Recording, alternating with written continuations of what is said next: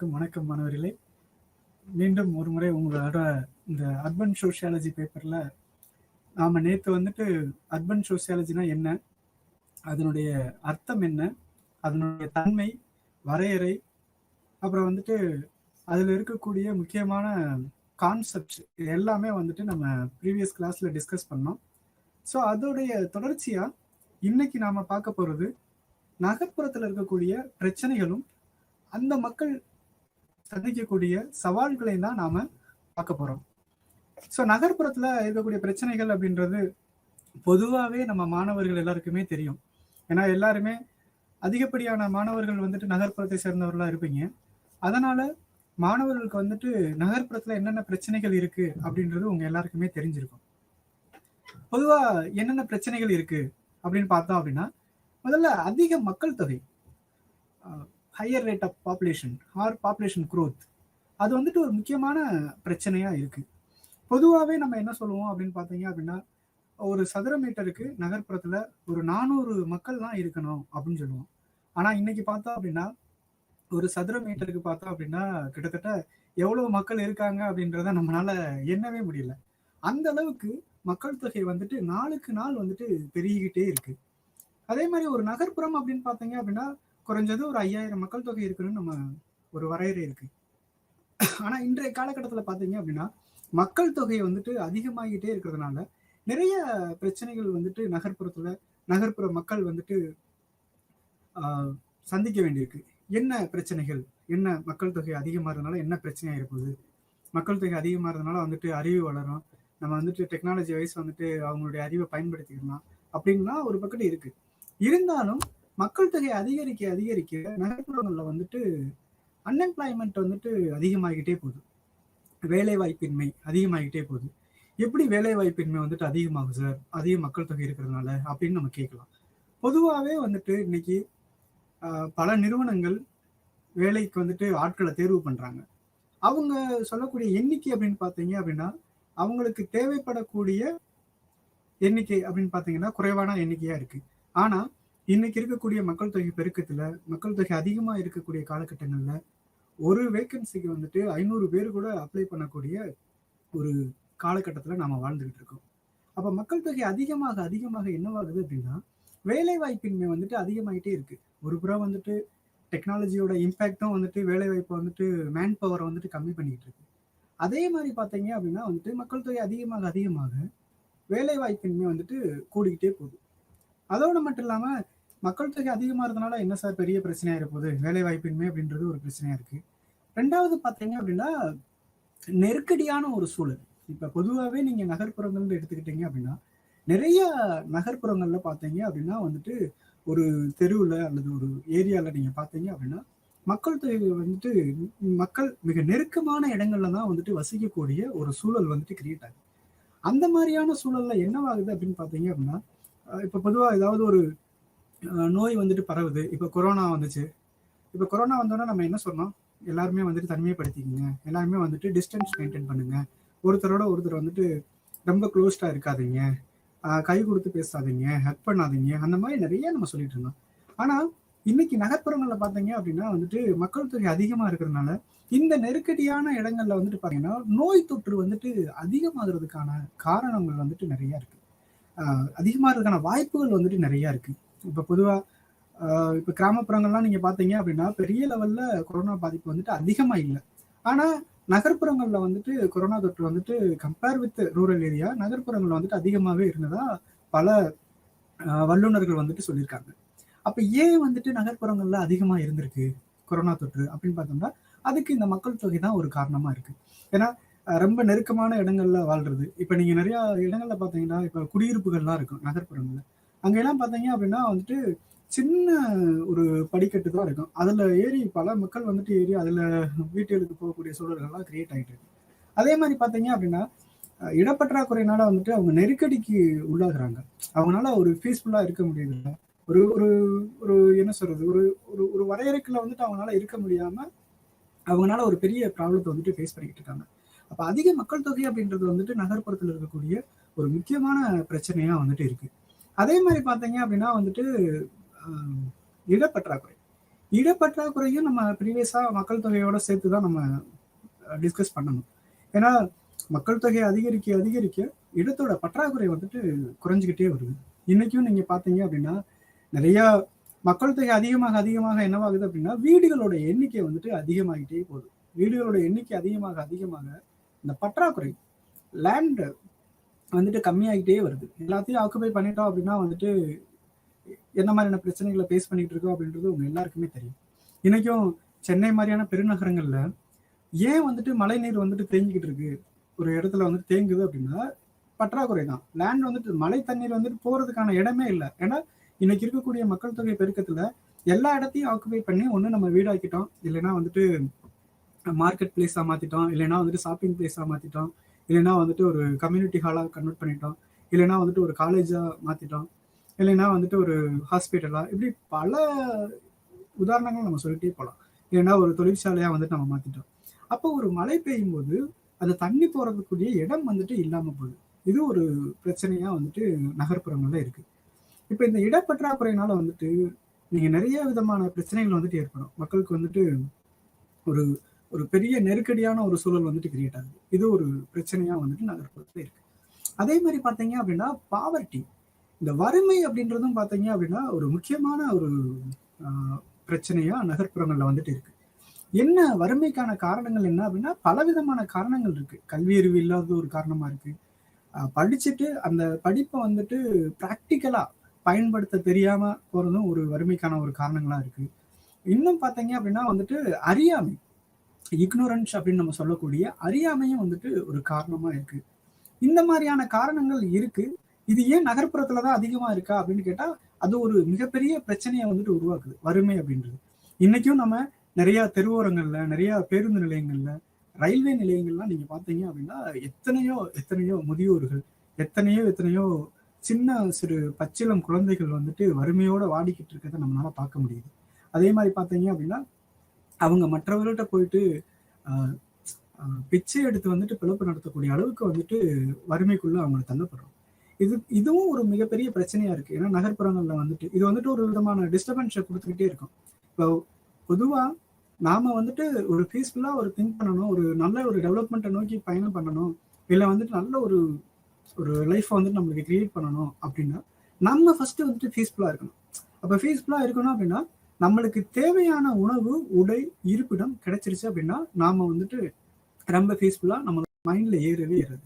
ஏன்னா வறுமையை வந்துட்டு பசியில இருக்கும்போது நம்ம எந்த வேலையும் செய்யவும் கூடாது, எந்த வேலை சொன்னாலும் மைண்ட்ல ஏறவே ஏறாது.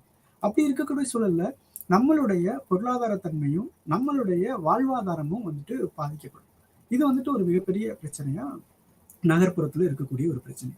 அடுத்ததா பார்த்தோம் அப்படின்னா வந்துட்டு இன்னைக்கும் வாட்டர் ப்ராப்ளம், தண்ணீர் பிரச்சனை, தண்ணீர் பற்றாக்குறை அப்படின்றது ஒரு மிகப்பெரிய பிரச்சனையாகவும் மிகப்பெரிய சவாலாகவும் வந்துட்டு நகர்ப்புறங்கள்ல இருக்கு. பொதுவாகவே இன்னைக்கு எத்தனை பேர் சுத்தமான குடிநீர் குடிக்கிறோம் அப்படின்றதே நம்மளுக்கு தெரிய மாட்டேது. ஏன்னா எல்லாரும் வந்துட்டு மினரல் வாட்டர் அப்படின்ட்டு மினரல் வாட்டரவே நோக்கி நம்ம பயணம் பண்ணிக்கிட்டு இருக்கோம். ஆனா மினரல் வாட்டர்ல இருக்கக்கூடிய பிரச்சனைகள் என்ன, அது சாப்பிட்றதுனால நம்மளுடைய எலும்புகளுடைய தேய்மானம் எந்த அளவுக்கு குறையுது, எந்த அளவுக்கு பாதிக்கப்படுது அப்படின்றதுலாம் நம்மளுக்கு தெரியாம போயிடுது. இது ஒரு புறம் இருக்கு.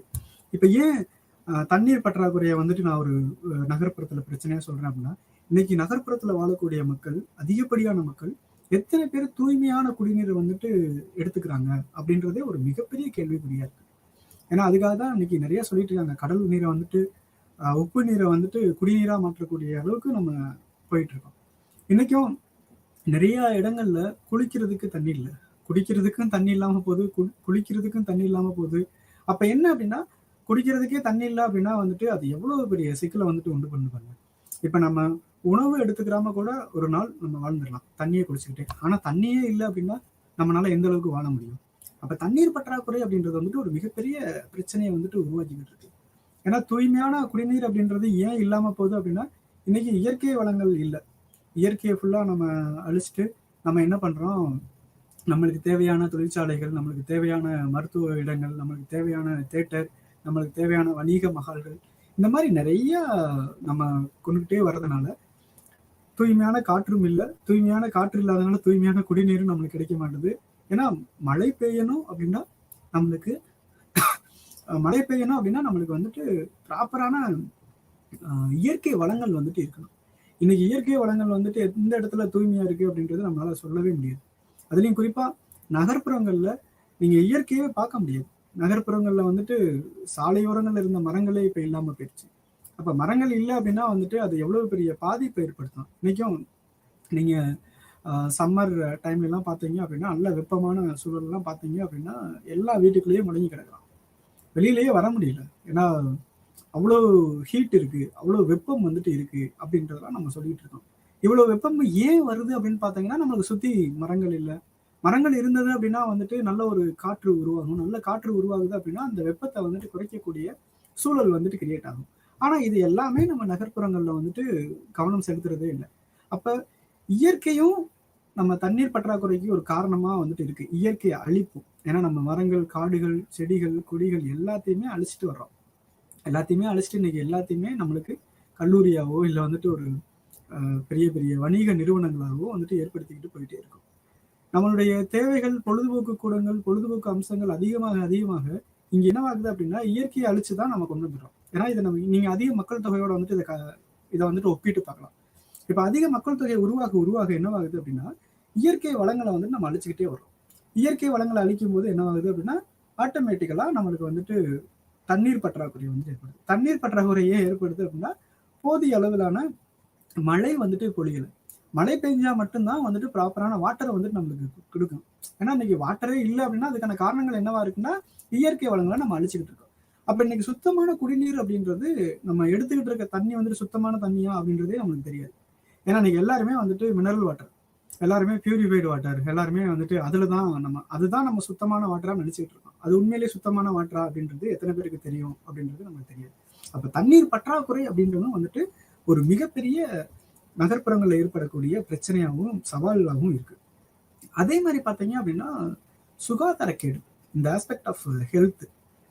ஸோ ஹெல்த் அடிப்படையில் ஆரோக்கியம், உடல் ஆரோக்கியத்தின் அடிப்படையில் நீங்க பார்த்தீங்க அப்படின்னா சுகாதாரக்கேடு அப்படின்றதும் ஒரு முக்கியமான பிரச்சனையா இருக்கு. இப்ப சுகாதாரக்கேடுகள் என்னெல்லாம் நம்ம பண்றோம்? இப்ப தொழிற்சாலைகள்ல இருந்து வெளியேறக்கூடிய கழிவுகள், இது ஒரு புறம் இருக்கு. அது பல விதமான நோய்களை வந்துட்டு மக்களுக்கு ஏற்படுத்துது. அது நீங்க நிறைய இடங்கள்ல பார்த்துருப்பீங்க. நிறைய விதமான சினிமாக்கள் எல்லாம் காமிச்சுக்கிட்டு இருக்காங்க. நிறைய டாக்குமெண்ட்ரி மூவிஸ்ல எல்லாம் நீங்க பார்த்துட்டு இருப்பீங்க. ஏன்னா ஒரு தொழிற்சாலையிலிருந்து வெளியேறக்கூடிய சாயங்கள், அதுல இருந்து வெளியேறக்கூடிய கழிவுகள், அது வந்துட்டு மக்களுக்கு எந்த அளவுல பாதிப்பை ஏற்படுத்துது, உடல் ரீதியாகவும் உள்ளத்தின் ரீதியாகவும் வந்துட்டு எந்த அளவுல பாதிப்பை ஏற்படுத்துது அப்படின்றது உங்க எல்லாருக்குமே தெரியும். ஏன்னா ஒரு சாய கழிவு வந்துட்டு மக்கள் பயன்படுத்துற குடிநீர்ல கலக்கும் பொழுது ஆட்டோமேட்டிக்கா அதை எடுத்துக்கிற மக்களுக்கு வந்துட்டு ஹெல்த்ல வந்துட்டு ஏகப்பட்ட பிரச்சனைகள் இருக்கு. சில பேருக்கு வந்துட்டு கால், கை ஊனமாகிறதுக்குரிய வாய்ப்புகள் இருக்கு, பக்கவாதம் ஏற்படுறதுக்குரிய வாய்ப்புகள் இருக்கு, கேன்சர் வர்றதுக்கான வாய்ப்புகள் இருக்கு. இப்படி உடல் ரீதியா நிறைய பிரச்சனைகளை வந்துட்டு நம்ம ஃபேஸ் பண்ண வேண்டிய ஒரு சூழல்ல வந்துட்டு வாழ்ந்துகிட்டு இருக்கோம். அப்ப என்ன அப்படின்னா சுகாதாரக்கேடு அப்படின்றது பல வழிகள்ல வந்துட்டு நம்ம நகர்ப்புறங்களை வந்துட்டு ஒரு ஒரு சுகாதாரமற்ற சூழல்ல வந்துட்டு உருவாக்கிக்கிட்டு இருக்கோம். இப்ப பாத்தீங்க அப்படின்னா குப்பை. இப்ப நம்ம எத்தனை பேர் வந்துட்டு நகர்ப்புறங்கள்ல இருக்கிறவங்க குப்பையை குப்பைத்தட்டில கொண்டு போய் கொட்டுறோம்? அதுவே வந்துட்டு ஒரு பெரிய கேள்விக்குறியா இருக்கு. நம்ம தேவை என்னன்னா நம்ம வீட்டுக்கு முன்னாடி குப்பை இருக்கக்கூடாது, அப்ப அடுத்த வீட்டுக்கு முன்னாடி தள்ளி விட்டுருவோம். அதுதான் நம்மளுடைய பழக்கமாவே வந்துட்டு மாறிக்கிட்டு இருக்கு. இன்னைக்கும் மாநகராட்சியில இருந்து குப்பை தொட்டி வச்சிருக்காங்க, மக்கும் குப்பை, மக்கா குப்பை அப்படின்னு வச்சிருக்காங்க. ஆனா நம்ம அதை கொண்டு போயிட்டு அந்த குப்பை தொட்டியில போடுறதுக்கு நம்மளுக்கு நேரம் இருக்காது. நம்ம அடுத்தவங்க வாசல்ல தள்ளி விட்டுருவோம். அடுத்தவங்க என்ன பண்ணுவாங்க, இன்னொரு வாசல்ல தள்ளி விட்டுருவாங்க. அப்ப அது சுத்தி சுத்தி சுத்தி என்னவாகும் அப்படின்னா நம்ம கிட்டே தான் வந்துட்டு அது ஒரு சுத்திக்கிட்டே இருக்கும். அப்ப சுத்திக்கிட்டே இருக்கும்போது என்னன்னா ஆட்டோமேட்டிக்கா நோய்கள் ஏற்படுத்துறதுக்கான வாய்ப்புகள் அதிகமா இருக்கு.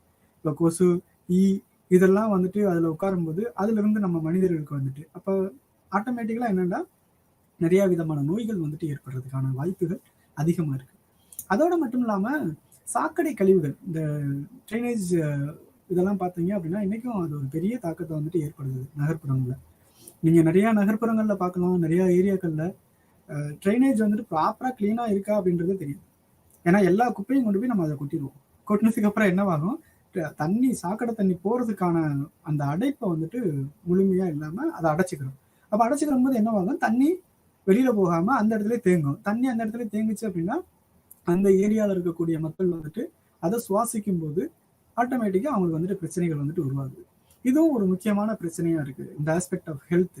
அவங்க வந்துட்டு சுகாதாரத்தின் அடிப்படையில வந்துட்டு இன்னைக்கு நிறைய விதமான வழிகள்ல வந்துட்டு பிரச்சனைகளை ஃபேஸ் பண்ணிட்டு இருக்காங்க. அதே மாதிரி பார்த்தீங்க அப்படின்னா வந்துட்டு தொழிற்சாலை கழிவுகள் அது ஒரு மிகப்பெரிய சவாலாகவும் பிரச்சனையாகவும் இருக்கு. ஏன்னா இன்னைக்கும் நிறைய தொழிற்சாலைகள் சார்ந்த ரூல்ஸ் அண்ட் ரெகுலேஷன் இருக்கு. அது வந்துட்டு எப்படி இருக்கணும், என்ன மாதிரியான நீங்க சிஸ்டம் ஃபாலோ பண்ணணும் எல்லாமே இருக்கு. ஆனா அதையும் தாண்டி அதுல இருந்து வெளிவரக்கூடிய கழிவுகள் வந்துட்டு பார்த்தீங்க அப்படின்னா நகர்ப்புறங்கள்ல அவங்க மக்களை அதிகப்படியான மக்களை வந்துட்டு பிரச்சனைக்கு உள்ளாக்குது. இதுவும் ஒரு பிரச்சனையா இருக்கு. நகர்ப்புறங்கள்ல வந்துட்டு அவங்க ஃபேஸ் பண்ணக்கூடிய பிரச்சனையா இருக்கு. அடுத்ததா பாத்தீங்க அப்படின்னா வந்துட்டு நகர்ப்புறங்கள்ல வந்துட்டு குற்றங்கள் வந்துட்டு நிறைய அதிகரிச்சுக்கிட்டே வருது. நாளுக்கு நாள் வந்துட்டு இன்னைக்கும் பாத்தீங்க அப்படின்னா ரோட்ல ஒரு பெண் தனியா நடந்து போக முடியல. செயினை பறிச்சுட்டு போயிடுறாங்க.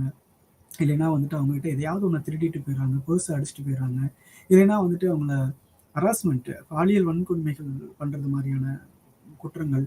அதே மாதிரி பார்த்தீங்க அப்படின்னா வந்துட்டு குழந்தை கடத்தல், அதே மாதிரி போதை, மது, இந்த மாதிரியான நிறைய பிரச்சனைகள் வந்துட்டு நகர்ப்புறங்கள்ல இன்னமும் அதிகரிச்சுக்கிட்டே இருக்கு. அதுக்கான அதை எப்படி கட்டுப்படுத்துறது அப்படின்றதுக்கான காரணங்கள் வந்துட்டு இன்னைக்கும் இருக்கு. இன்னைக்கு நம்ம வந்துட்டு ஈவன் நம்மளுக்கு இருக்கக்கூடிய சோர்சஸை வந்துட்டு அதை முடிஞ்ச வரைக்கும் கட்டுப்படுத்திக்கிட்டு தான் இருக்கோம். ஆனாலும் குற்றங்கள் அதிகரிக்கிறதுனால வந்துட்டு நகர்ப்புறங்கள்ல வந்துட்டு நகர்ப்புறத்துல வாழக்கூடிய மக்கள் வந்துட்டு ஒரு மிகப்பெரிய பிரச்சனையை வந்துட்டு எதிர்கொண்டுகிட்டு இருக்காங்க. அது ஒரு பெரிய சவாலாவே இருக்கு அவங்களுக்கு. இதை எப்படி ஃபேஸ் பண்றது அப்படின்றதே தெரியல.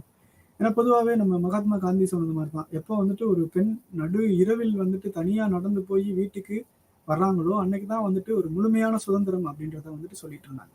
ஆனா இன்னைக்கு நகர்ப்புறங்கள்ல நம்ம நிறைய விஷயங்கள் எவ்ரிடே நம்ம நியூஸ் பேப்பரை திருப்பணும் அப்படின்னா வந்துட்டு பல குற்றங்கள், கொலைகள், கற்பழிப்பு இப்படின்ற நிறைய விஷயங்கள் வந்துகிட்டே இருக்கு. போதை, கடத்தல், இந்த மாதிரியான ஒவ்வொரு இன்சிடென்ட்டும் நடந்துகிட்டே இருக்கு.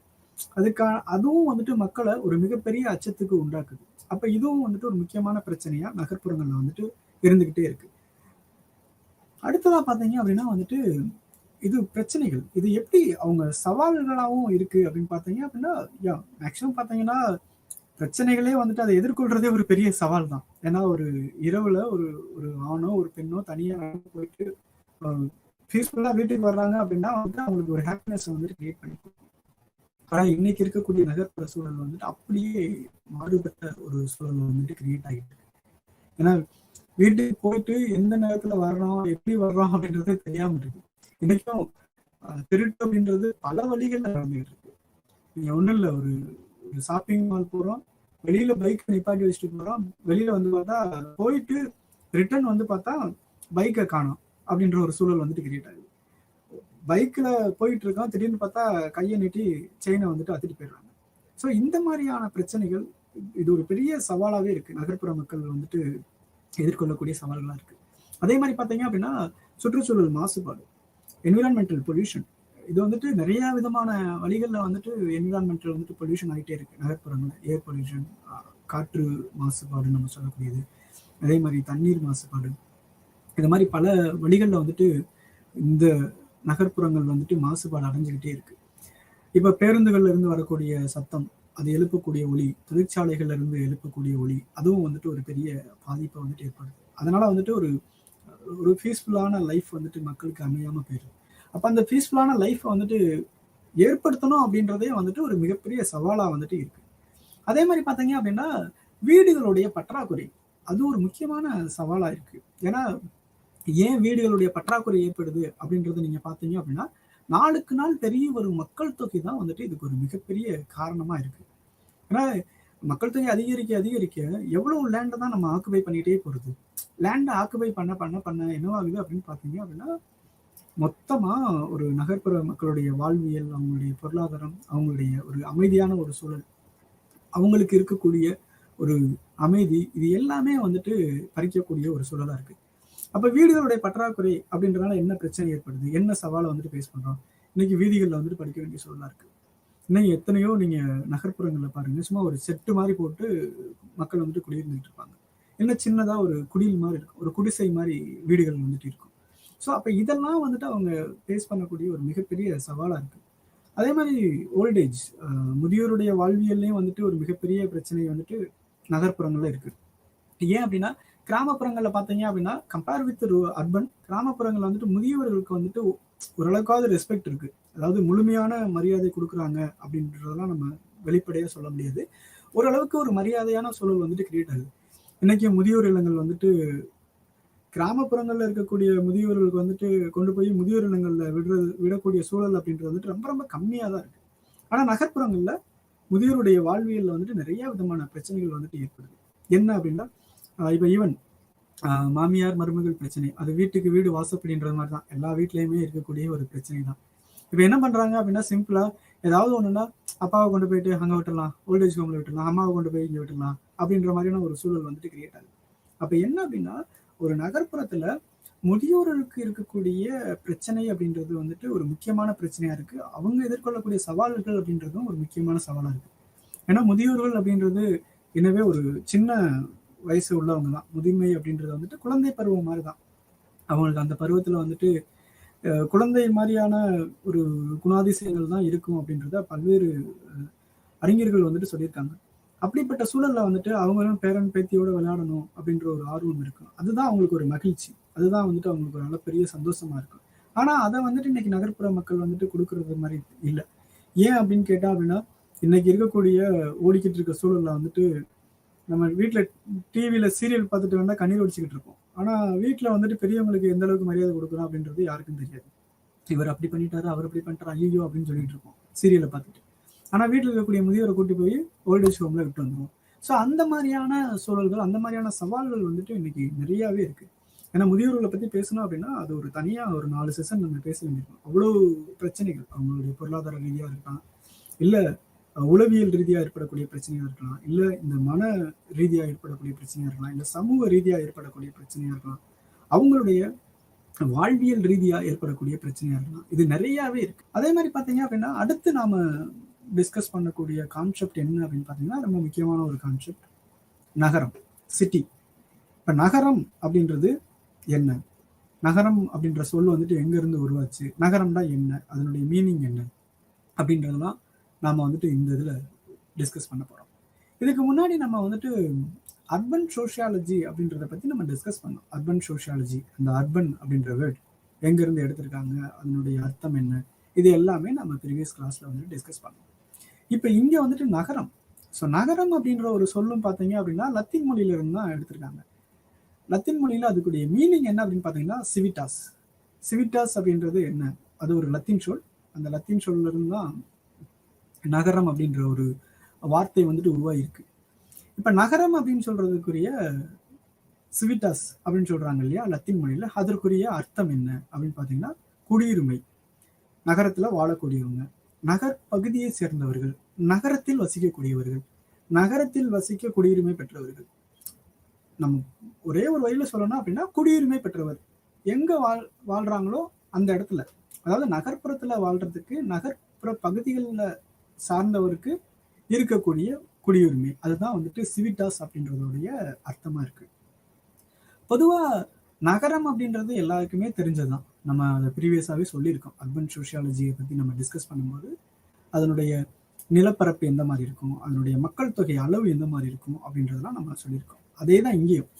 ஒரு நகரம் அப்படின்றது பார்த்தீங்க அப்படின்னா அதிகப்படியான மக்கள், இந்த அடிப்படையில மக்கள் தொகை அடிப்படையில அதிகப்படியான மக்கள் தொகையை கொண்ட, அதே மாதிரி அதிகப்படியான இந்த ஜாகிராபிக்கல் ஏரியான்னு நம்ம சொல்லக்கூடியது, புவியியல் கூறுகள், அந்த நிலப்பரப்பை வந்துட்டு உள்ளடக்கியதான் வந்துட்டு நகரம் அப்படின்னு நம்ம சொல்றோம். ஏன்னா பொதுவாகவே நகரம் அப்படின்னு சொல்றது பார்த்தீங்க அப்படின்னா அதிகமான மக்கள் தொகை இருக்கணும், அப்பதான் வந்துட்டு அது நகரம் அப்படின்னு நம்ம எடுத்துக்கிறோம். இல்லைன்னா வந்துட்டு கிராமப்புற பகுதி அப்படின்றது நம்ம சிம்பிளா சொல்லிட்டு இருக்கோம். அதே மாதிரி பார்த்தீங்க அப்படின்னா நகரம் அப்படின்னும் போது அடுத்ததான் நம்மளுக்கு மைண்ட்ல என்ன வரும் அப்படின்னு பார்த்தீங்கன்னா இங்க பல்வேறு விதமான பலதரப்பட்ட வகையை சார்ந்த மக்கள் வந்துட்டு இங்க இருப்பாங்க. அதான் நம்ம அர்பன் சோஷியாலஜின்னு சொல்லியிருக்கோம். அதாவது பல்வேறுபட்ட மக்கள் யாரு, பல மொழிகள் பேசக்கூடியவங்க, தமிழா இருக்கு, இங்கிலீஷ், ஹிந்தி, தெலுங்கு, மலையாளம், உருது, கன்னடம், பாலி, ஜாப்பனீஸ், இப்படி பல்வேறு விதமான மொழி பேசக்கூடிய மக்கள் ஒரு நகர்ப்புறத்துல வந்துட்டு வசிச்சுக்கிட்டு இருப்பாங்க. இந்த மொழி பேசக்கூடியவங்க தான் நகரத்துல இருப்பாங்க அப்படின்னு நம்ம அறுதிட்டு சொல்லவே முடியாது, ஒரு குறிப்பிட்டு சொல்லவே முடியாது. எல்லா விதமான மொழி பேசக்கூடிய மக்களும் வந்துட்டு இருப்பாங்க. இதுவே நீங்க கிராமப்புறம் அப்படின்னா நீங்க வந்துட்டு குறிப்பிட்டு சொல்லிடலாம், இங்க இருக்கக்கூடிய மக்கள் வந்துட்டு இந்த மொழி மட்டும்தான் பேசுவாங்க, இந்த இனத்தை சார்ந்தவர்கள், இந்த வகையை சார்ந்தவர்கள், இந்த மதத்தை சார்ந்தவர்கள், இந்த தொழிலை செய்யக்கூடியவர்கள் அப்படின்னு நீங்க குறிப்பிட்டு சொல்லிடலாம். ஆனா நகரத்துல வந்துட்டு நாம அப்படி குறிப்பிட்டு சொல்ல முடியாது. இங்க எல்லா விதமான தொழில்முறை சார்ந்த மக்களும் வந்துட்டு இருப்பாங்க. வணிகம் செய்யக்கூடியவங்க இருக்காங்க, ஆசிரியர் துறையில இருக்கக்கூடியவங்க இருக்காங்க, அட்வொகேட்டா இருக்கவங்க இருக்காங்க, மருத்துவத்துறையில இருக்கக்கூடியவங்க இருக்காங்க. அதே மாதிரி பல்வேறு தொழிற்சாலைகள்ல வேலை செய்யக்கூடிய மக்கள் இருக்காங்க. அதே மாதிரி பல்வேறு நிறுவனங்கள்ல வேலை செய்யக்கூடிய மக்கள் வந்துட்டு இருக்காங்க.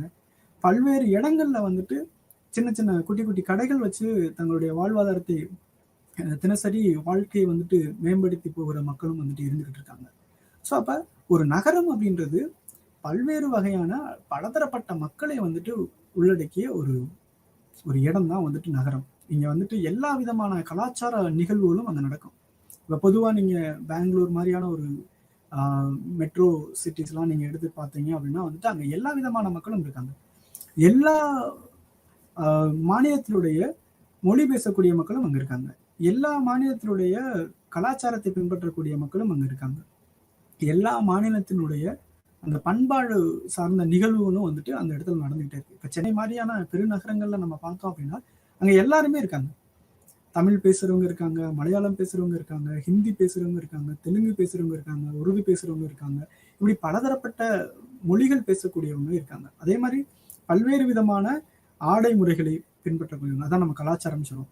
ஆடையா இருக்கலாம், இல்லை வந்துட்டு அவங்க எடுத்துக்கிற உணவு முறைகளா இருக்கலாம், இல்ல அவங்க எடுத்துக்கிறக்கூடிய அவங்களுடைய வாழ்வாதார முறைகளா இருக்கலாம். இது எல்லாமே பார்த்தீங்க அப்படின்னா எல்லா விதமான முறைகளையும் பின்பற்றி எல்லா விதமான கலாச்சாரத்தையும் எல்லா விதமான பண்பாட்டு முறைகளையும் பின்பற்றக்கூடிய மக்கள் வந்துட்டு அந்த இடத்துல வசிச்சுட்டு இருப்பாங்க. அதே மாதிரி நம்மளுக்கு பொதுவா ஒரு நகரம் சிட்டி அப்படின்னு சொன்ன உடனே வந்துட்டு நிறைய ஞாபகங்கள் வந்துட்டு வரும். ஒரு நகரம்டா எப்படி இருக்கும்? இப்ப நம்மளே இமேஜின் பண்ணி பார்க்கலாம். இப்ப மாணவர்கள் தேர்வுக்குலாம் நீங்க போறீங்க அப்படின்னா ஒரு நகரம் அப்படின்னு கேள்வி கேட்டாங்க, நகரம் என்றால் என்ன அப்படின்னோன்னா நம்மளுக்கு அப்படியே மைண்ட்ல இமேஜின் ஓடிட்டே இருக்கணும். ஒரு நகரம்னா ஒரு பெரிய மால் இருக்கும், நல்ல பொழுதுபோக்கு நிறுவனங்கள் இருக்கும், நல்ல ஒரு மிகப்பெரிய பில்டிங்லாம் இருக்கும். அதே மாதிரி பார்த்தீங்க அப்படின்னா வாகனங்கள் வந்துட்டு அதிகமாக இருக்கும், இன்ஃப்ராஸ்ட்ரக்சர் ஃபெசிலிட்டிஸ் வந்துட்டு அதிகமாக இருக்கும், தொழில்நுட்பங்கள் வந்துட்டு அதிகமாக இருக்கும். அதே மாதிரி வந்துட்டு பார்த்தீங்கன்னா நம்மளுக்கு தேவையான வேலை வாய்ப்பு முறைகள் வந்துட்டு அதிகமாக இருக்கும். நம்மளுக்கு தேவையான நம்ம தேர்ந்தெடுத்து நான் இந்த படிப்பை தான் படிக்கணும் அப்படின்றதுக்கான ஒரு ஸ்பெஷலைசேஷன் அப்படின்னு சொல்லக்கூடிய ஒரு முறை வந்துட்டு அங்கே இருக்கு. இன்னைக்கு கிராமத்துல இருந்து நகர்ப்புறங்களுக்கு மாணவர்கள் படிக்க வர்றாங்க அப்படின்னா அதுக்கான காரணங்கள் என்ன அப்படின்னா நகர்ப்புறங்கள்ல வந்துட்டு அவங்க தேர்ந்தெடுக்கக்கூடிய படிப்பு அப்படின்றது இருக்கு. இப்போ நான் தமிழ் தேர்ந்தெடுக்கிறேன் அப்படின்னா தமிழ் அப்படின்றது இங்க எங்கெங்க இருக்கு, அதுல எது பெஸ்டா இருக்கு அப்படின்றத என்னால தேர்வு பண்றதுக்கு ஒரு முக்கியமான இடமா வந்துட்டு நகர்ப்புறம் அப்படின்றது இருக்கு. இப்போ நகர்ப்புறம் சொன்ன உடனே நிறைய விதமான நிகழ்வுகள் வந்துட்டு நம்மளுக்கு ஞாபகத்துக்கு வரும். ஒரு ஒரு பிரம்மாண்டமான ஒரு ஏரியா அப்படின்றதுலாம் நம்மளுக்கு ஞாபகத்துக்கு வரும். அதே மாதிரி பார்த்தீங்க அப்படின்னா வந்துட்டு நகரம் பத்தின சில தியரிஸ் வந்துட்டு சொல்லியிருக்காங்க. அந்த தியரிஸ்லாம் என்ன அப்படின்றதுதான் வந்துட்டு நம்ம இந்த இதுல பார்க்க போறோம். நகரம் பற்றிய சில கோட்பாடுகள். ஃபர்ஸ்ட் இது பார்த்தீங்க அப்படின்னா கான்சென்ட்ரிக் ஜோன் மாடல் அது ஒன்று இருக்கு. அடுத்து வந்துட்டு பர்கஸோடைய கான்சென்ட்ரிக் ஜோன் மாடல் அதுதான். ஸோ முதல் கோட்பாடு என்ன அப்படின்னு பார்த்தீங்கன்னா கான்சென்ட்ரிக் ஜோன் மாடல். இந்த கான்சென்ட்ரிக் ஜோன் மாடலை வந்துட்டு யார் உருவாக்குனாங்க அப்படின்னு பார்த்தீங்க அப்படின்னா சோசியாலஜிஸ்ட், ஒரு சமூகவியல் வல்லுநராக இருக்கக்கூடிய பர்கஸ் அப்படின்றவர் தான் வந்துட்டு இந்த கோட்பாட்டை வந்துட்டு உருவாக்கியிருக்காரு.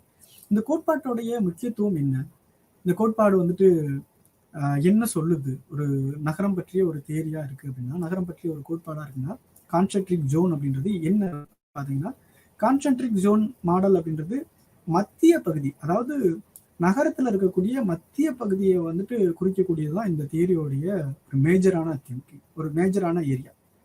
அதுல என்ன அவங்க சொல்றாங்க அப்படின்னா அதிகப்படியான பொருளாதாரம் மற்றும் வணிகம் சார்ந்த பகுதி, ஒரு ஒரு முக்கியமான ஒரு மத்திய ஒரு நகரத்துல இருக்கக்கூடிய சென்ட்ரல் பிளேஸ். இந்த சென்ட்ரல் பிளேஸ்ல பாத்தீங்க அப்படின்னா எல்லா விதமான ஃபெசிலிட்டிஸ் வந்துட்டு அவைலபிளா இருக்கும். அதுல அவர் சொல்லக்கூடியது பர்கஸ் சொல்லக்கூடியது என்ன அப்படின்னு பாத்தீங்கன்னா எக்கனாமிக்கல் ஓரியன்டாகவும் பிசினஸ் ஓரியன்டாகவும் அதிகமா இருக்கக்கூடிய ஒரு பிளேஸ். அங்க பாத்தீங்க அப்படின்னா பொருளாதார ரீதியா பெரிய பெரிய வணிக நிறுவனங்கள், பெரிய பெரிய மால், பெரிய பெரிய ஷாப்பிங் மால், அதே மாதிரி பாத்தீங்கன்னா பொழுதுபோக்கு கூடங்கள், இது எல்லாமே வந்துட்டு அதிகமா இருக்கும். பொருளாதார ரீதியா நம்ம எந்த அளவுக்கு நம்மளை மேம்படுத்திக்கிறோமோ அந்த அளவுக்கு பொருளாதார ரீதியா வந்துட்டு மிகப்பெரிய நிறுவனங்களை வந்துட்டு உள்ளடக்கிய ஒரு பகுதி தான் வந்துட்டு அந்த கான்சென்ட்ரிக் ஜோன் மாடல்ல இருக்கக்கூடியது, அதாவது மத்திய பகுதியா இருக்கக்கூடியது. அடுத்தது பாத்தீங்க அப்படின்னா வந்துட்டு அங்க வசதிகள் என்ன மாதிரியான வசதிகள் இருக்கும், என்ன மாதிரியான வசதிகள் அங்க இருக்கும் அப்படின்னு பாத்தீங்கன்னா, இப்போ ஒரு மத்திய பகுதியா எடுத்துக்கிட்டோம் அப்படின்னா வந்துட்டு போக்குவரத்துக்கு வந்துட்டு நம்மளுக்கு எந்த விதமான பிரச்சனைகளுமே இருக்காது. போக்குவரத்து வசதிகள் வந்துட்டு ரொம்ப அதிகமாவே இருக்கும். எல்லா மனிதர்களுக்கும் வந்துட்டு இன்னைக்கு என்ன தேவைப்படுது அப்படின்னு பாத்தீங்கன்னா, போக்குவரத்து அப்படின்றது வந்துட்டு ஒரு இன்றியமையாத ஒரு ஒரு அவசிய தேவையா வந்துட்டு எல்லா மனிதர்களுக்கும் இருக்கு. ஏன்னா இன்னைக்கும் நம்ம பேசுறோம், மனிதர்கள் வந்துட்டு பொருளாதார அடிப்படையில ஓரளவுக்கு மேம்பட்டுட்டே வர்றாங்க, அவங்க வீட்டுல இருசக்கர வாகனங்கள் இருக்கு அப்படின்னு நம்ம சொல்லிட்டு இருக்கோம். இருந்தாலுமே அதிகப்படியான மக்கள் வந்துட்டு போக்குவரத்தை வந்துட்டு பயன்படுத்திக்கிட்டு இருக்காங்க, தங்களுடைய வேலை வாய்ப்புக்கு, தங்களுடைய கல்விக்கு, தாங்கள் ஒரு இடத்துல இருந்து இன்னொரு இடத்துக்கு பயணம் பண்றதுக்கு, தங்களுடைய உறவினர்கள் வீட்டுக்கு செல்வதற்கு எல்லாத்துக்குமே வந்துட்டு போக்குவரத்து வசதி அப்படின்றது வந்துட்டு ரொம்ப ரொம்ப முக்கியமான ஒண்ணா இருக்கு.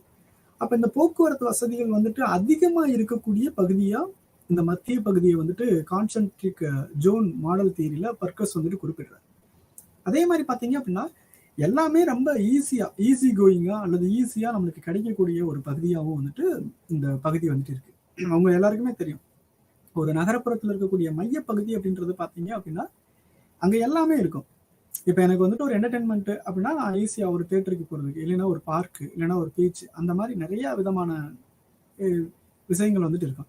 இப்ப எனக்கு வந்துட்டு வீட்டுக்கு தேவையான பொருட்கள் வந்துட்டு வாங்கணும் அப்படின்னா அதுக்கு பக்கத்திலேயே, நம்ம வீட்டுக்கு பக்கத்திலேயே வந்துட்டு டிபார்ட்மெண்டல் ஸ்டோர்ஸ், அதே மாதிரி பாத்தீங்கன்னா மார்க்கெட் பிளேஸ், இதெல்லாம் வந்துட்டு ரொம்ப நியர்பையாகவும் ரொம்ப எளிமையாகவும் ரொம்ப எளிதாகவும் கிடைக்கக்கூடிய பகுதிகளா வந்துட்டு இந்த கான்சென்ட்ரிக் ஜோன் மாடல் இருக்கு அப்படின்றத வந்துட்டு பர்கஸ் வந்துட்டு குறிப்பிடுறாரு.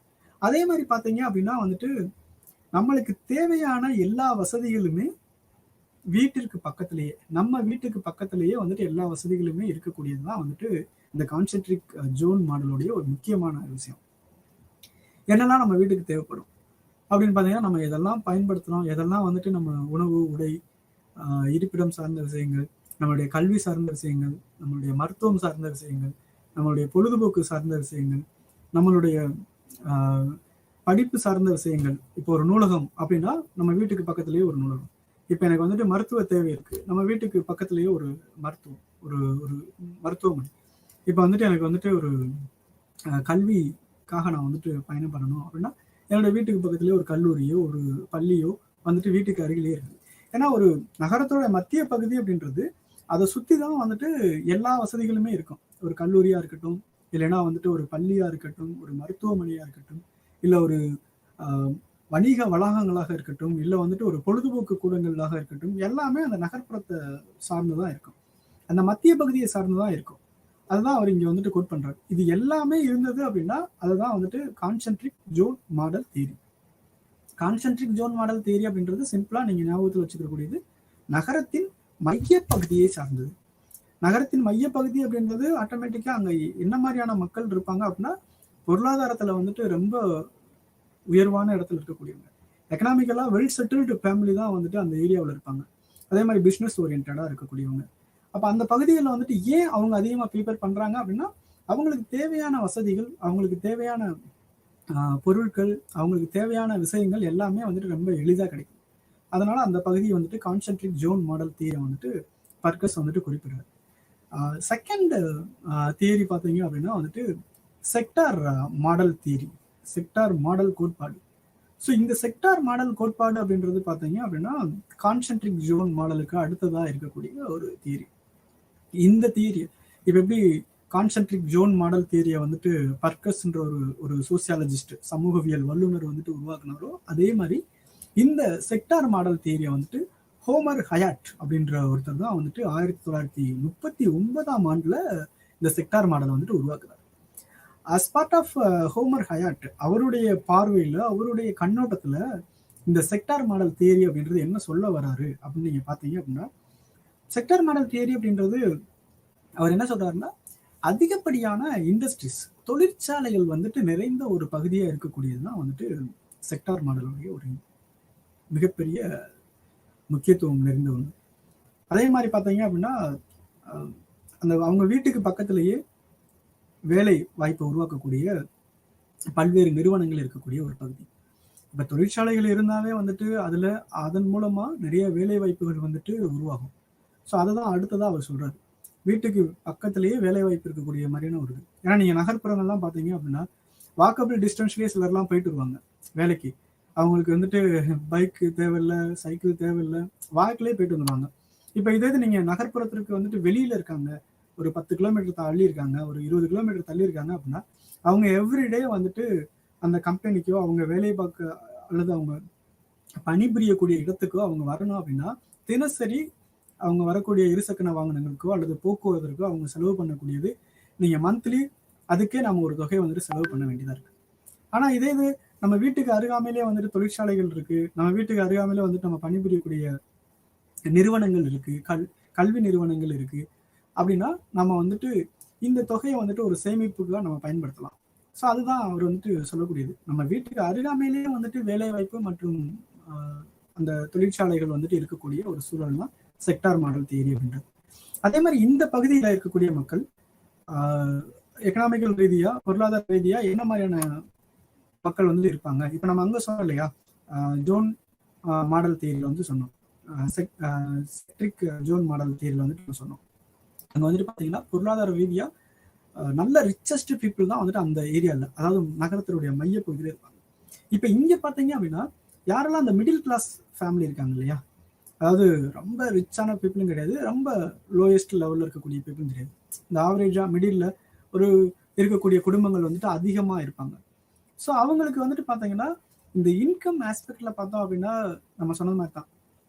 இப்ப வீட்டுக்கு பக்கத்துலேயே ஃபேக்டரி இருக்கு, வீட்டுக்கு பக்கத்துலேயே பணிபுரியக்கூடிய பிளேஸ் இருக்கு அப்படின்னா அவங்களுக்கு வந்துட்டு வருமானம் அப்படின்றது வந்துட்டு அதிகரிக்கக்கூடிய ஒரு சூழல் வந்துட்டு கிரியேட் ஆகுது இந்த செக்டார் மாடல் தியரி மூலமா.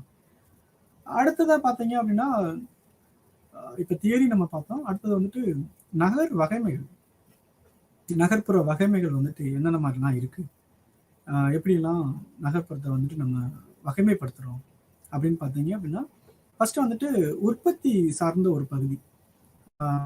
அதெல்லாம் ரெண்டு இருக்கு, ஒன்று இம்போர்ட் அண்ட் எக்ஸ்போர்ட் அப்படின்னு, ஏற்றுமதி இறக்குமதி அப்படின்னு சொல்லுவோம். இந்த உற்பத்தி பகுதி அதிகமாக வந்துட்டு ப்ரொடக்ஷனை வந்துட்டு உருவாக்கக்கூடிய ஒரு பகுதியாக இருக்கு நகர்ப்புற பகுதி. ஒரு பகுதி வந்துட்டு அந்த மாதிரி. இன்னொரு பகுதி பார்த்தீங்க அப்படின்னா வணிக ரீதியாகவும் பொருளாதார ரீதியாகவும் அமைந்த ஒரு பகுதியா இருக்கு. இப்போ வணிகம் அப்படின்னா பிஸ்னஸ் ஓரியன்டா நிறைய பிஸ்னஸ் பண்ணக்கூடிய, நிறைய பிஸ்னஸ்ல இன்வெஸ்ட்மெண்ட் பண்ணக்கூடிய, பிஸ்னஸ் மைண்ட் உள்ள மக்கள் வந்துட்டு அதிகமாக இருக்கக்கூடிய வந்துட்டு ஒரு நகர்ப்புற பகுதியில் வந்துட்டு அதிகமாக இருக்காங்க. அது ஒரு நகர்ப்புற வகைமையா நம்ம பார்க்குறோம். அதே மாதிரி பொருளாதாரத்தின் அடிப்படையில் வந்துட்டு மேம்பாடு அடைஞ்ச மக்களும் நகர்ப்புறங்கள் இருக்காங்க. பொருளாதார அடிப்படையில ஒரு ஆவரேஜான ஒரு மிடில் கிளாஸ்ன்னு சொல்லக்கூடிய இதுலயும் மக்கள் வந்துட்டு இருக்காங்க. அதே மாதிரி பாத்தீங்கன்னா பொருளாதாரத்தின் அடிப்படையில ஒரு ரொம்ப பின்தங்கி இருக்கக்கூடிய மக்களும் வந்துட்டு இருக்காங்க. இப்ப நீங்க மும்பை மாதிரியான சிட்டி எல்லாம் பாத்தீங்க அப்படின்னா நல்ல பெரிய பெரிய பில்டிங்லாம் இருக்கும்.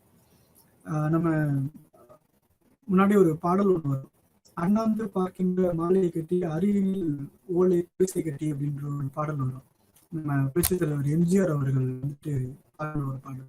நீங்க நல்லா மாளிகை வீடுகளா இருக்கும் பார்த்துக்கிட்டே போகலாம், ஆனா பக்கத்திலேயே பாத்தீங்க அப்படின்னா குடிசை வீடுகள் இருக்கும். அந்த மாதிரியான ஒரு சூழலும் இன்னைக்கு இருந்துகிட்டு தான் இருக்கு.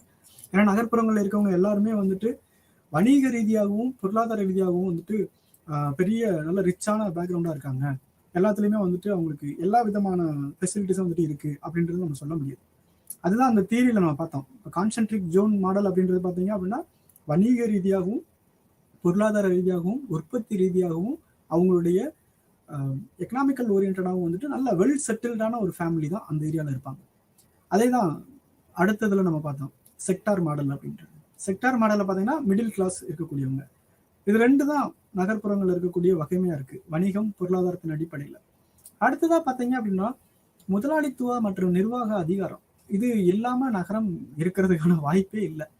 ஏன்னா எங்கெல்லாம் மனிதர்கள் உருவாகுறாங்களோ, எங்கெல்லாம் வந்துட்டு நிறுவனங்கள் உருவாகுதோ, எங்கெல்லாம் வந்துட்டு ஒரு அமைப்பு உருவாகுதோ, எங்கெல்லாம் வந்துட்டு ஒரு இடத்துல மக்கள் ஒன்றா கூடியிருக்காங்களோ அந்த இடத்துல நிர்வாகம் அப்படின்றது ஒன்று வரும். நிர்வாகம் உருவாகிருச்சு அப்படின்னாவே வந்துட்டு ஆட்டோமேட்டிக்கலா அங்க அதிகாரம் அப்படின்றது வரும். ஏன்னா அதிகாரப்படுத்துதல் அப்படின்றது இருக்கு. அதுதான் முதலாளித்துவம் வெர்சஸ் தொழிலாளித்துவம் அப்படின்றது. அதான் கார்ல் மார்க்ஸ் சொல்லக்கூடிய கான்செப்ட் கேபிட்டலிசம் அப்படின்னு அவர் சொல்லுவார். அதை பேஸ் பண்ணி தான் ஒரு ஒரு புக்கே எழுதியிருக்காரு, தாஸ் காபிட்டல், மூலதனம் அப்படின்ற நூல். ஏன்னா அவர் சிம்பிளா சொல்லிட்டு போயிடுவார், economy is determine to all. பொருளாதாரம் தான் எல்லாத்தையுமே வந்துட்டு தீர்மானிக்குது அப்படின்னு சொல்லுவார். அப்ப பொருளாதாரம் தீர்மானிக்குது அப்படின்ற போது அங்க ஒரு நிர்வாகம் வந்துட்டு உருவாகும். அந்த நிர்வாகத்தின் அடிப்படையில வந்துட்டு அதிகாரம் அப்படின்றது உருவாகும். நான் தான் முதலாளி, நீங்க தொழிலாளி, அந்த அதிகாரம் உருவாகுது. நான் வந்துட்டு உங்களோட உயர்ந்தவன், நீங்க வந்துட்டு என்னோட தாழ்ந்தவன் அப்படின்ற ஒரு அதிகாரம் வந்துட்டு உருவாகுது. நான் உங்களோட வந்துட்டு கல்வியில மேம்பாடு அடைந்தவன், நீங்க வந்துட்டு கல்வியில பின்தங்கியவர்கள் அப்படின்ற ஒரு அதிகாரம் வந்துட்டு உருவாகுது. அதே மாதிரி வேலை பார்க்கக்கூடிய இடங்கள்ல, ஏன்னா நிர்வாகம் அப்படின்றதுக்குன்னா எல்லாருக்குமே வந்துட்டு ஒரே மாதிரியான போஸ்டிங்ஸ் வந்துட்டு நம்ம கொடுத்துட முடியாது. எல்லாருமே வந்துட்டு சேர்மன் ஆகிடலாம், எல்லாருமே வந்துட்டு இயக்குனராக மாத்திரலாம், எல்லாருமே வந்துட்டு பேராசிரியராக மாத்திரலாம் அப்படின்றது நம்ம சொல்ல முடியாது. அது அவங்களுடைய அறிவு, ஆற்றல், திறமை, மேம்பாடு, அவங்களுடைய திறன், இதன் அடிப்படையில தான் நம்ம அதை பிரிக்கிறோம். ஆனா அதை பிரிக்கிறதன் போதும் வந்துட்டு அதிகாரம் எப்படி உருவாகுது அப்படின்னு பாத்தீங்க அப்படின்னா அங்க இருக்கக்கூடிய சூழல்கள் தான், அதை பேஸ் பண்ணி தான் அதிகாரம் அப்படின்றது உருவாகுது. அப்ப முதலாளித்துவம் அப்படின்றது நம்ம உற்பத்தி, வணிகம், பொருளாதாரம் சார்ந்து முதலாளித்துவம் அப்படின்ற ஒரு கான்செப்ட் வந்துட்டு கிரியேட் ஆகுது. முதலாளித்துவம் இருந்தது அப்படின்னா அங்க ஆட்டோமேட்டிக்கா தொழிலாளி வர்க்கம் அப்படின்றது ஒன்று உருவாகும். ஏன்னா இன்னைக்கு இண்டஸ்ட்ரியில முதலாளி வர்சஸ் தொழிலாளி அதுதான் இங்க நடந்துகிட்டு இருக்கு. அதான் கார்ல் மார்க்ஸ் வந்து சொல்லுவாங்க, பூர்ஸ்வாஸ் அண்ட் ப்ராலிட்டேரியன் அப்படின்றவர் அவர் பயன்படுத்தக்கூடிய வேர்டு, ஜெர்மனி வேர்ட்ல வந்துட்டு அவர் பயன்படுத்துவார். ஸோ அந்த மாதிரியான ஒரு நகர்ப்புற வகைமைகள் அப்படின்றது வந்துட்டு அதிகப்படியா இருக்கக்கூடியதா இருக்கு.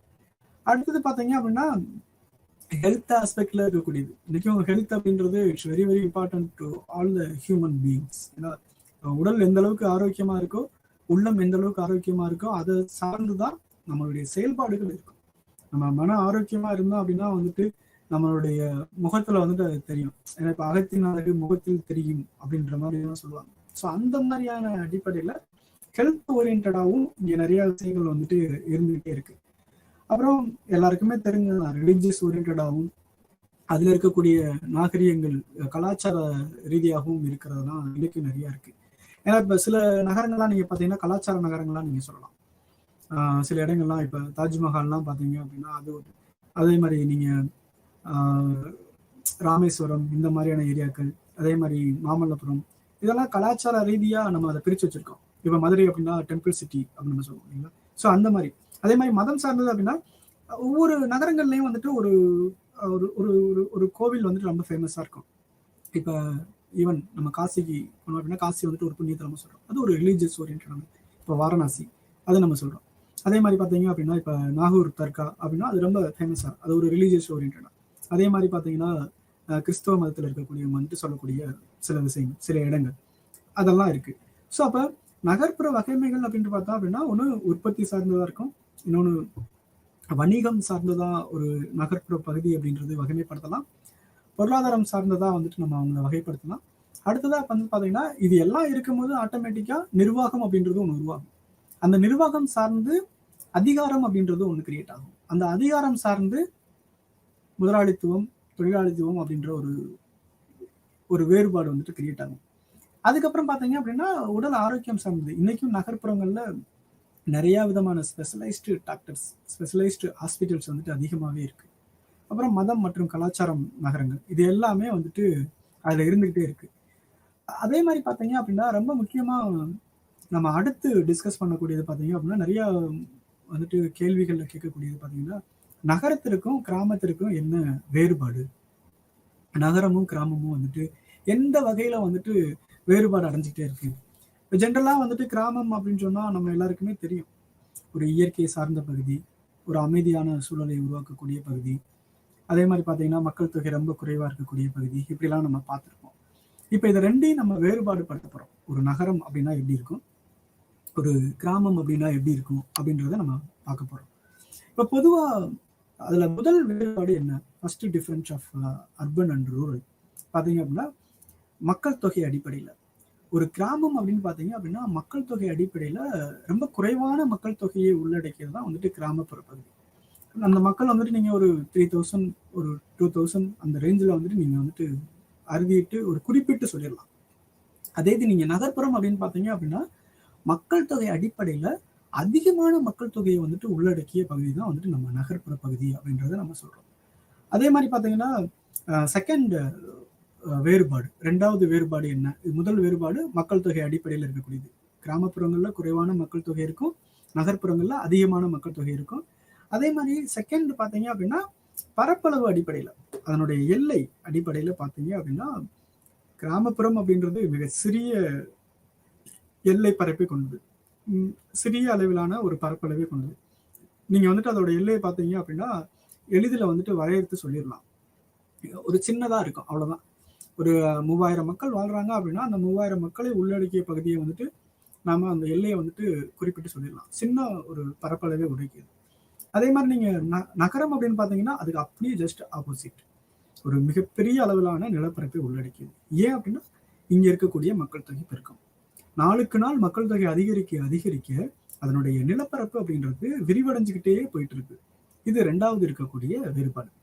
3வது வேறுபாடு என்ன அப்படின்னா, இப்ப கிராமங்கள்ல பாத்தீங்க அப்படின்னா ஹோமோஜெனிட்டிக் தன்மை அப்படின்னு நம்ம சொல்லுவோம். ஒரே மாதிரியான தன்மை. ஹோமோஜெனிட்டிக் அப்படின்னா ஒரே மாதிரியான தன்மை. என்ன ஒரே மாதிரியான தன்மை? அவங்களுடைய பழக்க வழக்கங்கள்ல, அவங்களுடைய கலாச்சாரங்கள்ல, அவங்களுடைய மொழி அடிப்படையில, அவங்களுடைய ஆடை அடிப்படையில, அவங்களுடைய வேலை அடிப்படையில வந்துட்டு பாத்தீங்கன்னா ஒரே மாதிரியான தன்மையை வந்துட்டு நம்ம பார்க்க முடியும். இது அப்படியே ஆப்போசிட் அர்பன்ல, நகரத்துல. இங்க ஹெட்ரோஜெனட்டிக் சொசைட்டி. அதாவது ஹெட்ரோஜெனட்டிக் அப்படின்னா என்ன? பலதரப்பட்ட விஷயங்களை வந்துட்டு உள்ளடக்கியது. அதான் நம்ம முன்னாடியே சொன்னோம். இங்க எல்லா மொழி பேசக்கூடியவங்களும் இருப்பாங்க, எல்லா மதத்தினரும் இருப்பாங்க, எல்லா கலாச்சாரத்தை பின்பற்றக்கூடியவங்களும் இருப்பாங்க, எல்லா வேலைகளையும் பார்க்குறவங்களும் இருப்பாங்க, எல்லா மொழி பேசக்கூடியவங்களும் இருப்பாங்க, எல்லா விதமான பொருளாதார அடிப்படையில் இருக்கக்கூடிய மக்களும் வந்துட்டு இங்க இருப்பாங்க. ஸோ அதுதான் 3வதா இருக்கக்கூடிய வேறுபாடு, நகரத்திற்கும் கிராமத்திற்கும் இருக்கக்கூடிய வேறுபாடு. அடுத்தது பார்த்தீங்க அப்படின்னா கிராமத்துல அடிப்படை வசதிகள், இன்ஃப்ராஸ்ட்ரக்சர் ஃபெசிலிட்டிஸ் அப்படின்றது பார்த்தீங்கன்னா லெஸ் நம்பர் ஆஃப் இன்ஃப்ராஸ்ட்ரக்சர், ரொம்ப குறைவான இன்ஃப்ராஸ்ட்ரக்சர் வந்துட்டு இருக்கும். அடிப்படை வசதிகள் அப்படின்றது இன்னைக்கும் எத்தனை வில்லேஜில் ஒரு ஒரு +2 வரைக்கும் இருக்கக்கூடிய ஸ்கூல் இருக்கு, மருத்துவ வசதிகள் இருக்கு, எத்தனை இதில் வந்துட்டு பேருந்து வசதிகள் வந்துட்டு அதிகப்படியான பேருந்து வசதிகள் இருக்கு, எத்தனை விதமான கணினிகள் வந்துட்டு அதிகமா இருக்கு, கணினி கூடங்கள் வந்துட்டு அதிகமா இருக்கு அப்படின்னு பார்த்தோம்னா ரொம்ப குறைவான அடிப்படை வசதிகளை உருவாக்கியதான் வந்துட்டு கிராமப்புற பகுதிகள். ஆனா இதே நகர்ப்புற பகுதியில பார்த்தீங்க அப்படின்னா அப்படியே அதுக்கு ஆப்போசிட், அடிப்படை வசதிகள் வந்துட்டு ரொம்ப அதிகமாவே இருக்கும். இப்போ எனக்கு ஒரு பிரிண்ட் அவுட் தேவை அப்படின்னா எந்த கம்ப்யூட்டர் சென்டர்ல போய் நான் பிரிண்ட் அவுட் எடுக்கிறது அப்படின்றத யோசிக்க வைக்கிற அளவுக்கு பல கம்ப்யூட்டர் சென்டர் நிறுவனங்கள் வந்துட்டு இங்க அவைலபிளா இருக்கு. அதே மாதிரி பார்த்தீங்க அப்படின்னா நான் ஒரு கல்லூரியில போய் சேரணும் அப்படின்னா எந்த கல்லூரியில போய் சேரலாம் அப்படின்றதுக்கு எனக்கு நான் தேர்வு பண்றதுக்குரிய ஒரு ஸ்பேஸ் வந்துட்டு கிரியேட் ஆகுது. இந்த கல்லூரியில போய் சேரலாமா, இந்த கல்லூரியில போய் சேரலாமா அப்படின்ட்டு. ஏன்னா இங்க நிறைய கல்லூரிகள் இருக்கு. ஏன்னா இங்க தேவைகள் வந்துட்டு அதிகமா இருக்கிறதுனால இங்க வந்துட்டு வசதிகளும் வந்துட்டு அதிகமா இருக்கு.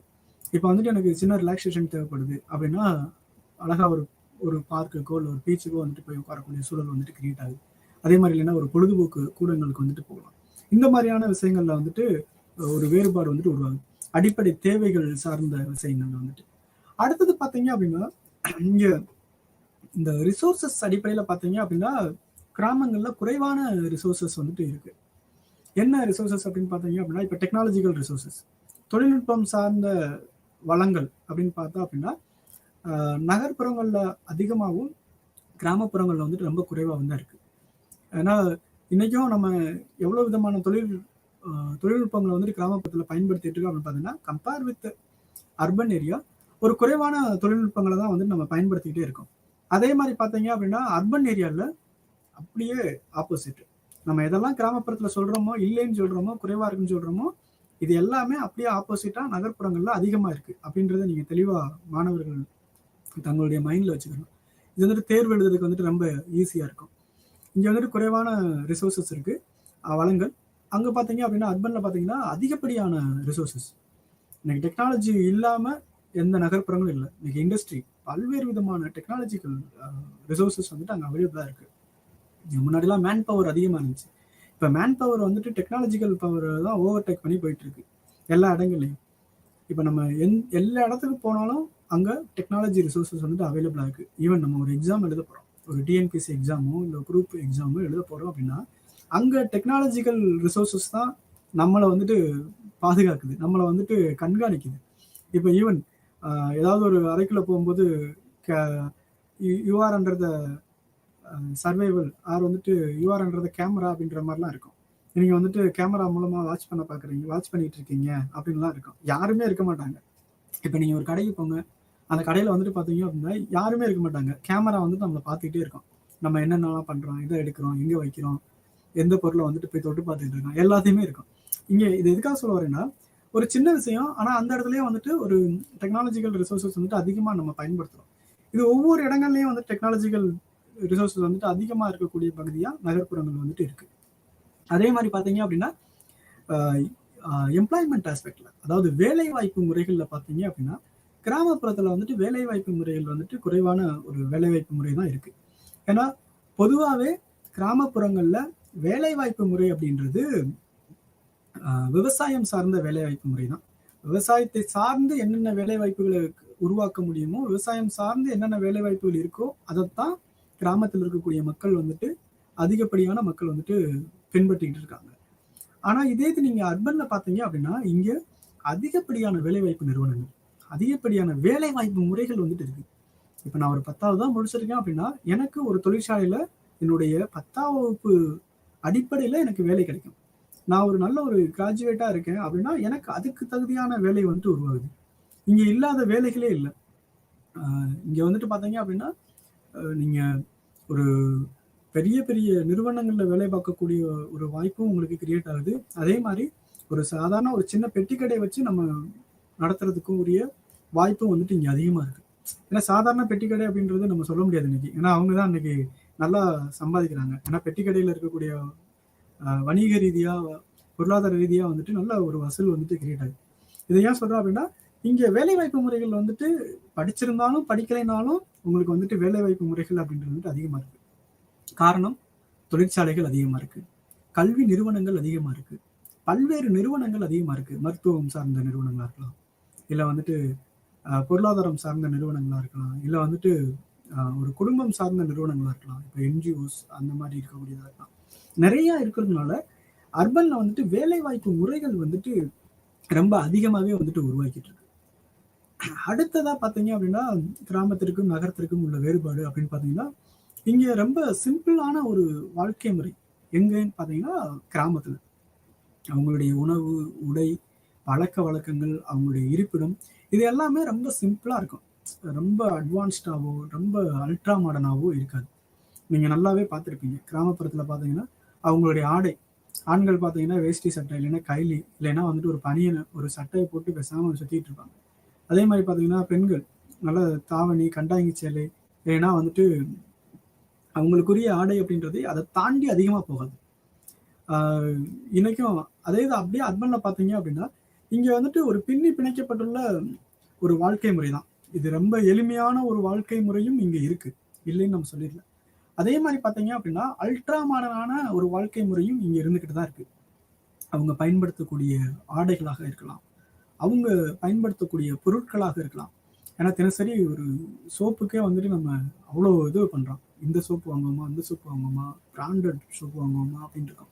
ஆனா கிராமங்கள்ல பாத்தீங்க அப்படின்னா சோப்பே இல்லாம குளிச்சுட்டு வயக்காட்டுல போய் இறங்கி தண்ணியில ஒரு முங்கி முங்கி வச்சிருந்தாங்கன்னா குளிச்சுதான் இதாயிரும்.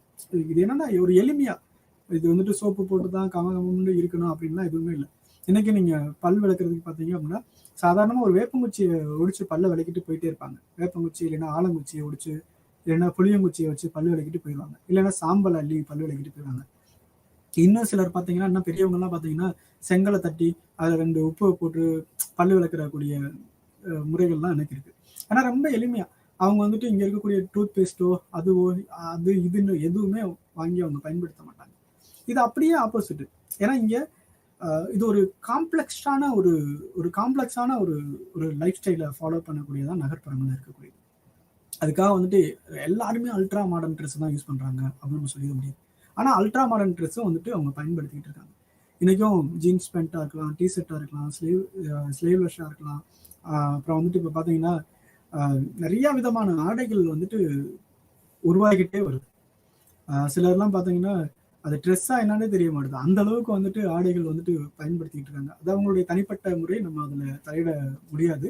ஏன்னா உணவு, உடை, இருப்பிடம், இதன் பழக்க வழக்கங்கள், அவர் மொழி, இதெல்லாம் வந்துட்டு அவங்க என்ன நினைக்கிறாங்களோ அதுதான். நம்ம அதை போயிட்டு இதுதான் பண்ணணும் அதுதான் பண்ணணும் அப்படின்னு சொல்ல முடியாது. ஸோ இது எதுக்காக சொல்ல வரேன்னா, ஒரு நகரத்திற்கும் ஒரு கிராமத்திற்கும் இருக்கக்கூடிய வேறுபாட்டில் நகர்ப்புறங்களில் வந்துட்டு பார்த்தீங்க அப்படின்னா ரொம்ப எளிமையான ஒரு முறைகள், வாழ்க்கை முறைகளை வந்துட்டு பின்பற்றுறாங்க. நீங்க இதுல பார்த்தீங்க அப்படின்னா ஒரு பின்னி பிணைக்கப்பட்டுள்ள ஒரு வாழ்க்கை முறையை வந்துட்டு இதுல நகர்ப்புறங்கள்ல இருக்கு. அடுத்ததா பார்த்தீங்க அப்படின்னா, இங்க ஒரு ஒரு ஒரு சோசியல் சேஞ்ச், ஒரு சமூக மாற்றம் அப்படின்றது பார்த்தீங்க அப்படின்னா ரொம்ப ஸ்லோவா தான் ஒரு சோசியல் சேஞ்ச் வந்துட்டு கிரியேட் பண்ண முடியும் எங்க கிராமப்புற பகுதிகளில். அதுக்கான காரணங்கள் என்ன அப்படின்னா, கல்வி, அவங்களுடைய டெவலப்மெண்ட், அவங்களுடைய பொட்டன்ஷியாலிட்டி, அவங்களுடைய திறன், அவங்களுடைய ஸ்கில் எல்லாமே வந்துட்டு பார்த்தீங்க அப்படின்னா ஸ்லோவாக தான் எமர்ஜ் ஆகி வந்துகிட்டே இருக்கு. அப்போ நீங்கள் வேகமான ஒரு ஒரு சமூக மாற்றத்தை வந்துட்டு அவங்ககிட்ட நீங்கள் எதிர்பார்க்கவே முடியாது. அது ஜாதியம் சார்ந்ததாக இருக்கலாம், இல்லை மதம் சார்ந்ததாக இருக்கலாம், இல்லை உடை சார்ந்ததாக இருக்கலாம், இல்லை ஆரோக்கியம் சார்ந்ததாக இருக்கலாம், இல்லை வந்துட்டு மருத்துவம் சார்ந்ததாக இருக்கலாம், இல்லை கலாச்சாரம் சார்ந்ததாக இருக்கலாம், இல்லை பண்பாடு சார்ந்ததாக இருக்கலாம், இல்லை நாகரிகம் சார்ந்ததாக இருக்கலாம், இல்லை அவங்களுடைய வாழ்வியல் முறைகள் சார்ந்ததாக இருக்கலாம், இல்லை அவங்களுடைய பொருளாதார பின்னணி சார்ந்ததாக இருக்கலாம். எல்லாமே பார்த்தீங்க அப்படின்னா ஒரு ஸ்லோவான ஒரு ஒரு ஒரு சேஞ்சஸ் தான் வந்துட்டு கிரியேட் பண்ணிட்டு இருக்கோம். ஆனால் நகர்ப்புறங்கள்ல பார்த்தீங்க அப்படின்னா ஒரு வேகமான ஒரு சமூக மாற்றம், ஏன்னா வேகமான ஒரு சோசியல் சேஞ்ச் கிரியேட் ஆகுது. ஏன்னா பிகாஸ் அவங்களுடைய எஜுகேஷன் அப்படின்றது பார்த்தீங்க அப்படின்னா compare with rural area they are in ஒரு ஒரு பெட்டரான ஒரு லெவல், நல்ல ஒரு இடத்துல வந்துட்டு இருக்காங்க. அப்போ என்ன அப்படின்னா அந்த இம்மிடியட் சேஞ்சஸ் அப்படின்றது நகர்ப்புறங்களில் வந்துட்டு அதிகமாகவே இருந்துகிட்டு இருக்கும். ஏன்னா எல்லாத்துலேயுமே சேஞ்சஸ் இருக்கு, எஜுகேஷன் சேஞ்சஸ் நடந்துகிட்டே இருக்கு. இன்னைக்கும் அந்த குழந்தைகளை வந்துட்டு எங்க படிக்க வைக்கணும் அப்படின்றத பேரண்ட்ஸ் வந்துட்டு இமீடியட்டா டெசிஷன் எடுத்துடுறாங்க. என் பையன் அங்க படிக்கணும், பெங்களூர்ல படிக்கணும், அமெரிக்காவில் படிக்கணும், ஆஸ்திரேலியால படிக்கணும் அப்படின்றது. இதுக்கான காரணங்கள் நிறைய இருக்கு. அவங்களுடைய அறிவா இருக்கலாம், அவங்க சந்திச்ச விஷயங்களா இருக்கலாம், அவங்க ஃபேஸ் பண்ண ப்ராப்ளங்களா இருக்கலாம். அதெல்லாம் தன்னோட பிள்ளைகள் வந்துட்டு எதிர்கொண்டக்கூடாது அப்படின்றது மாதிரியான சூழல்கள்லாம் வந்துட்டு உருவாகுது. அப்ப என்னன்னா வேகமான ஒரு சமூக மாற்றம் எல்லா விதத்திலையும். இப்போ ஆடைகள்லாம் பார்த்தா அப்படின்னா இன்னமும் வேஷ்டி சட்டை தான் கட்டிட்டு இருக்கணும் அப்படின்னு பார்த்தா இங்க அதை விட தாண்டி அல்ட்ரா மாடல்ல போயிட்டு இருக்கு. அப்போ எல்லாத்துலயுமே டெக்னாலஜிக்கல் ஓரியன்டான சேஞ்சஸ் வந்துட்டு நிறைய இருக்கு. மெடிக்கல் ஓரியன்டான சேஞ்சஸ் வந்துட்டு வேகமா போயிட்டே இருக்கு. ஏன்னா மெடிக்கல் போது இன்னைக்கு நம்ம எல்லாரும் பார்க்குறோம். இப்போ பிரசவம்லாம் எடுத்துக்கிட்டீங்க அப்படின்னா கிராமப்புறங்கள்ல சுகப்பிரசவம் அப்படின்றது அவ்வளோ ஹாப்பியா இருக்கும். ஆனா இன்னைக்கு நகர்ப்புறங்கள்ல சிசேரியன் அப்படின்றது இன்னைக்கு ரொம்ப பாப்புலரா பேசப்பட்டு இருக்கு. அது முன்னாடிலாம் சிசேரியன் அப்படின்னா பயந்துட்டு இருப்பாங்க. இன்னைக்கு அது வந்துட்டு ஒரு ஒரு ஃபேஷனாவே கிரியேட் ஆயிடுச்சு. அதெல்லாம் ஒரு சாதாரணமான விஷயம் ஆயிடுச்சு. ஏன்னா இதெல்லாம் சேஞ்சஸ்ல வந்துகிட்டே இருக்கு. ஒரு மருத்துவ ரீதியான சேஞ்சஸ்ல இருக்கு. அதே மாதிரி டெக்னாலஜி இன்னைக்கும் நம்ம என்னென்ன டெக்னாலஜிக்கல் யூஸ் பண்றோம் அப்படின்றது நம்மளுக்கே தெரிய மாட்டேது. நம்ம பயன்படுத்திக்கிட்டு இருக்க மொபைல் போன்ல அவ்வளோ டெக்னாலஜிக்கலான விஷயங்கள் வந்துட்டு இருக்கு. நிறைய பேருக்கு அதுல எப்படி பயன்படுத்துறத கூட தெரியல. ஸோ அந்த மாதிரியான ஒரு ஒரு பாஸ்டான ஒரு சோசியல் சேஞ்ச் அப்படின்றது வந்துட்டு நிறைய கிரியேட் ஆகி போயிட்டே இருக்கு. அதே மாதிரி பார்த்தீங்க அப்படின்னா கலாச்சாரம் கலாச்சாரம் சார்ந்து பார்த்தீங்க அப்படின்னா இன்னைக்கும் கிராமப்புறங்கள் தான் வந்துட்டு கலாச்சாரத்தின் ஒரு பிறப்பிடமாகவும் கலாச்சாரத்தை வந்துட்டு இன்னைக்கும் அதிகமா வந்துட்டு ஒரு போற்றி பாதுகாக்கக்கூடிய ஒரு சூழல் வந்துட்டு கிராமப்புற பகுதிகளில் தான் இருக்கு. அது அவங்க நடத்துகிற திருவிழாக்களாக இருக்கலாம், அவங்களுடைய குடும்ப நிகழ்வுகளாக இருக்கலாம், அவங்க உடுத்திக்கிட்டு இருக்க ஆடைகள் சார்ந்த கலாச்சாரம் இதாக இருக்கலாம், அவங்க பார்க்கக்கூடிய தொழில்முறை சார்ந்த கலாச்சாரங்களாக இருக்கலாம். இது எல்லாமே கிராமங்களில் வந்துட்டு அதிகமாக இருக்கு. கிராமங்களில் வந்துட்டு அதுக்கு ஒரு முக்கியமான ஒரு ஒரு வாய்ப்பு வந்துட்டு கொடுக்குறாங்க. அதை முக்கியமாக வந்துட்டு அவங்க என்ன பண்ணுறாங்கன்னா அதை போற்றி பாதுகாக்கிறாங்க. இதே இது நீங்கள் அர்பனில் எடுத்துக்கிட்டீங்க அப்படின்னா ரெண்டு விதமாகவும் இருக்கு. நான் கலாச்சாரத்தை வந்துட்டு பாதுகாக்கக்கூடிய மக்களும் இங்கே இருக்காங்க, நம்ம இல்லைன்னு சொல்லிட முடியாது. அதே அளவு கலாச்சாரத்தை வந்துட்டு அடுத்த லெவல் மீன்ஸ் இப்போ வெஸ்டர்னைசேஷன் அப்படின்னு நம்ம சொல்கிறோம், மேற்கத்திய கலாச்சார முறைகள் அப்படின்னு நம்ம சொல்கிறோம். மேற்கத்திய கலாச்சார முறைகளை வந்துட்டு ஃபாலோ பண்ணியிருக்கக்கூடிய மக்களும் இங்கே வந்துட்டு இருந்துக்கிட்டு தான் இருக்காங்க. அப்போ மேற்கத்திய கலாச்சார முறைகள் வந்துட்டு அதிகமாக நகர்ப்புறங்களும் அந்த மேற்கத்திய கலாச்சார முறைகளை வந்துட்டு பின்பற்றிக்கிட்டே போயிட்டு இருக்காங்க. ஸோ இது எல்லாமே நகரத்துக்கும் கிராமத்திற்கும் இருக்கக்கூடிய வேறுபாடுகள். ஸோ இன்னைக்கு நம்ம நிறைய விஷயங்கள் டிஸ்கஸ் பண்ணியிருக்கோம். கிராமத்தில் இருக்கக்கூடிய பிரச்சனைகள் என்ன, அதனுடைய சவால்கள் என்ன, அப்புறம் வந்துட்டு சிட்டினா என்ன, நகரம்னா என்ன, நகரம் அப்படின்றதுக்கான அர்த்தம் என்ன அப்படின்னு பார்த்துருக்கோம். அதே மாதிரி பார்த்தீங்க அப்படின்னா தியரி, கோட்பாடுகள், நகரம் சார்ந்த கோட்பாடுகளை பற்றி நம்ம பேசியிருக்கோம். அதே அடுத்தது வந்துட்டு நகர்ப்புற வகைமைகள் பற்றி நம்ம பார்த்துருக்கோம். அப்புறம் difference between rural and urban, கிராமம் நகரத்திற்கு இருக்கக்கூடிய டிஃப்ரென்ஸ் பற்றியும் நம்ம பேசியிருக்கோம். இது எல்லாமே உங்களுக்கு வந்துட்டு பயனுள்ளதாக இருக்கும். நீங்கள் நல்லா நோட்ஸ் எடுத்து வச்சுக்கோங்க. இது எல்லாமே உங்களுக்கு வந்துட்டு தேர்வு எழுதுறதுக்கு வந்துட்டு ரொம்ப எளிமையான முறையில் உங்களுக்கு எல்லாருக்குமே அமையும். ஸோ நீங்கள் எப்பயுமே மறந்துடக்கூடாது, நகரம் கிராமம் அப்படின்றது ரெண்டுமே சரியான ஒரு இதில் பயணம் பண்ணணும். மீண்டும் சந்திப்போம். நன்றி, வணக்கம்.